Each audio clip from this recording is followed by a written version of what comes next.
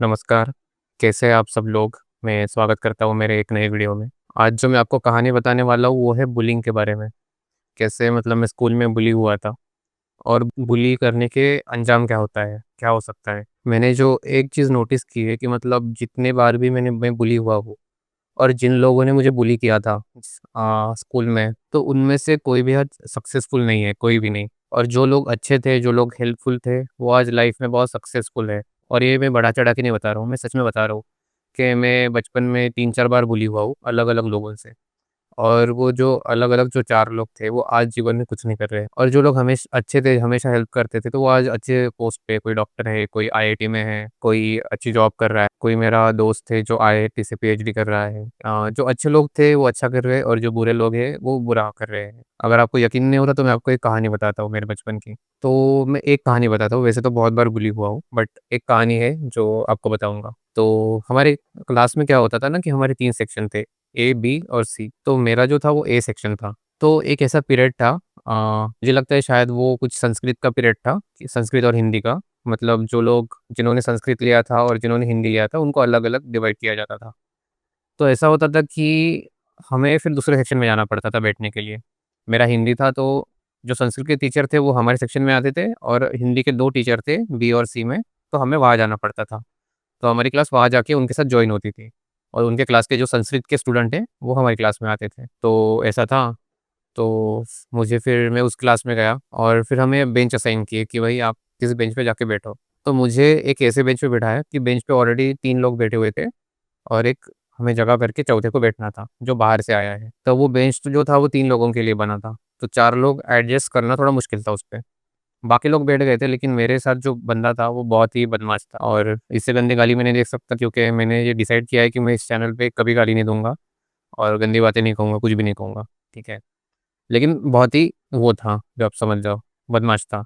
तो बैठने के लिए मुझे जगह ही नहीं देता था, मुझे मतलब आधा बाहर रहता था मैं, आधी मेरी तशरीफ़ बाहर रहती थी और धक्का मारता था, बुक रखने के लिए जगह नहीं देता था, मैं अपनी बुक रख रहा हूँ यहाँ पे, तो वो धक्का मार के साइड में है, फिर मुझे मेरी बुक भी आधी बाहर रखनी पड़ती थी और लिखना पड़ता था। जो डेस्क था उससे आधी बाहर मेरी बुक है, फिर मैं लिखता था और बहुत सारी और बुरी-बुरी चीज़ें जो मुझे याद भी नहीं है और जो मैं शायद बताऊँगा भी नहीं, लेकिन बहुत सारी उसने बुरी चीज़ें की मेरे साथ और ये कुछ महीनों तक चला, 1-2 महीनों तक, जब तक मेरे बेंच चेंज नहीं हो गए फिर बाद में। तो ऐसा था, नीचे मुझे बैग रखनी पड़ती थी इस पे बैग भी नहीं रखने देता था वो, जो बेंच था उस पे। और बोलने में भी मतलब ऐसा जो मतलब क्या कह सकते हैं कि बुरा बोलना या फिर ढंग से बात मत करना, अबे ओए चल, ऐसे ऐसे बात, है ना? ऐसे बातें करता था। तो ऐसा था, फिर मैं बहुत भोला-भाला था स्कूल में और लाइफ़ के साथ अभी चेंज हो चुका हूँ। अभी ऐसा है कि मैं मतलब बुरों के साथ बुरा हूँ, अच्छों के साथ अच्छा हूँ, है ना? लेकिन तब अब हम जब छोटे होते हैं तब इतनी समझ नहीं होती ना हम लोगों को, तो ऐसा था, फिर ये सब हुआ मेरे साथ। फिर बाद में ठीक है, फिर बाद में बेंचेस बदल गए, फिर वो टीचर्स बदल गए, तो फिर लेकिन 2-3 महीने तक उसने बुली किया था मुझे। फिर उसके बाद कु स्कूल-वूल खत्म हो गया, उसके कुछ साल बाद मैं एक दुकान में गया था कपड़े खरीदने, नॉर्मल सी दुकान थी। तो मैंने देखा कि उस दुकान में वो काम कर रहा था, उस दुकान में। मतलब वो कपड़े दिखा रहा था और लोगों को कुर्ता दिखा रहा है। तो मतलब ऐसा होता है ऐसे लोगों के साथ, जो लोग ज़्यादा किसी को बुली करते हैं ना। तो मतलब ऐसे ये नहीं कह रहा हूँ कि कर्मा है, कि कर्मा उसने गलत काम किए इसलिए उसको वो उसको काम करना पड़ रहा है इसी जगह पे। कर्मा नहीं है, उनके एक्शंस होते हैं एक्चुअली। क्योंकि उनका सारा ध्यान लोगों को बुली करने में जाता है, उनका पूरा टाइम नीचा दिखाने में जाता है। ना ही वो फिर पढ़ाई करते हैं, ना ही, और वो खुद को ज़्यादा समझ लेते हैं। और आप जब खुद को ज़्यादा कुछ समझ लेते हो, तो कुछ बाकी चीज़ें नहीं कर पाते हो। और मेरा ऐसा था कि मैं खुद को अंडर एस्टिमेट करता था। इसलिए फिर मैंने किसी को बुली नहीं किया, हमेशा अच्छे से रहा। और कई लोग जो अच्छे थे, जो खुद को ज़्यादा समझते नहीं थे, जो दूसरों की मदद करते थे, वो आज अच्छी पोज़ीशन पे हैं। डॉक्टर, इंजीनियर, लॉयर, जो मेरे बैचमेट्स थे। और जो बुली करते थे वो ऐसी ही जगह पे है, और ऐसी जगह पे होना गलत नहीं है। अगर कोई वेटर है या फिर कोई किसी शॉप में काम करता है, तो वो बुरी बात नहीं है। मतलब ठीक है, सबकी अपनी-अपनी स्ट्रगल होती है। लेकिन वो बहुत बेटर भी कर सकता था लाइफ़ में। अगर वो ऐसा नहीं होता, वो ऐसा इंसान नहीं होता, तो शायद वो पढ़ाई-लिखाई पे ध्यान देता, ना कि लोगों को टॉर्चर करने पे ध्यान देता, है ना?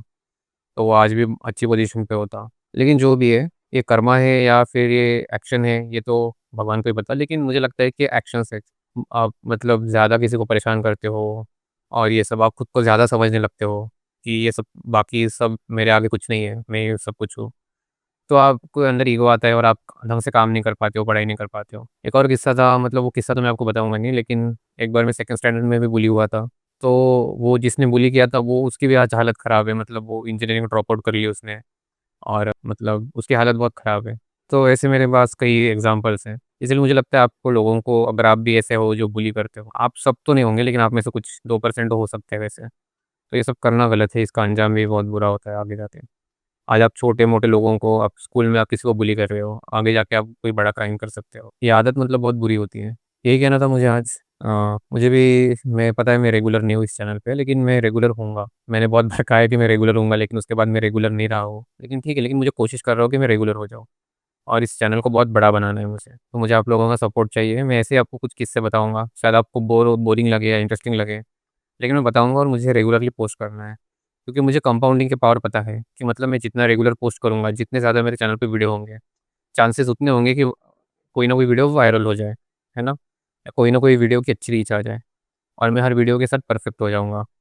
तो मुझे लगता है कंपाउंडिंग की पावर बहुत ज़्यादा होती है। मुझे मतलब मुझे कंपाउंडिंग की पावर पे पूरा भरोसा है, क्योंकि मैंने मतलब स्टॉक मार्केट में इंडेक्स फंड में इन्वेस्ट किया था एसआईपी के थ्रू।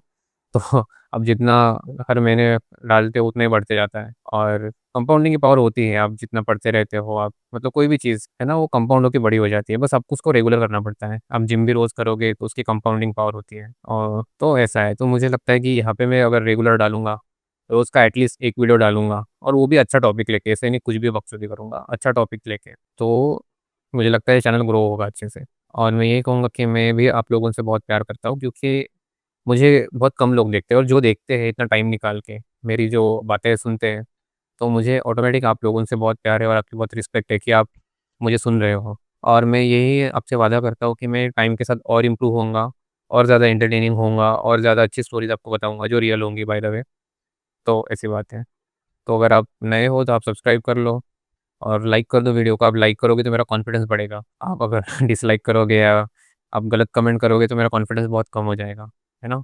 हमें लगता है कि हमें मतलब कमेंट से फ़र्क नहीं पड़ता। आप मतलब हम लोग कहीं भी कुछ कमेंट कर देते हैं, लेकिन जो क्रिएटर होता है उसको बहुत फ़र्क पड़ता है ना? तो ये सब चीज़ें तो आप मतलब अच्छे लाइक करो, कमेंट करना है तो कुछ अच्छे कमेंट्स करो, या फिर आपको पसंद नहीं आए तो फिर आप देखो ही मत। मतलब आप अगर गलत कमेंट करोगे तो मेरा भी कॉन्फिडेंस कम हो जाएगा।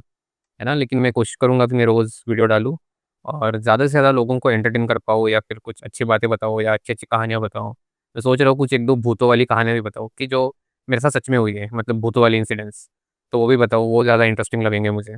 अगर आपको लगता है कि भूतों वाले किस्से ज़्यादा इंटरेस्टिंग होंगे तो मुझे कमेंट्स में ज़रूर बताओ, ठीक है? तो चलो अभी मिलते हैं नए वीडियो में।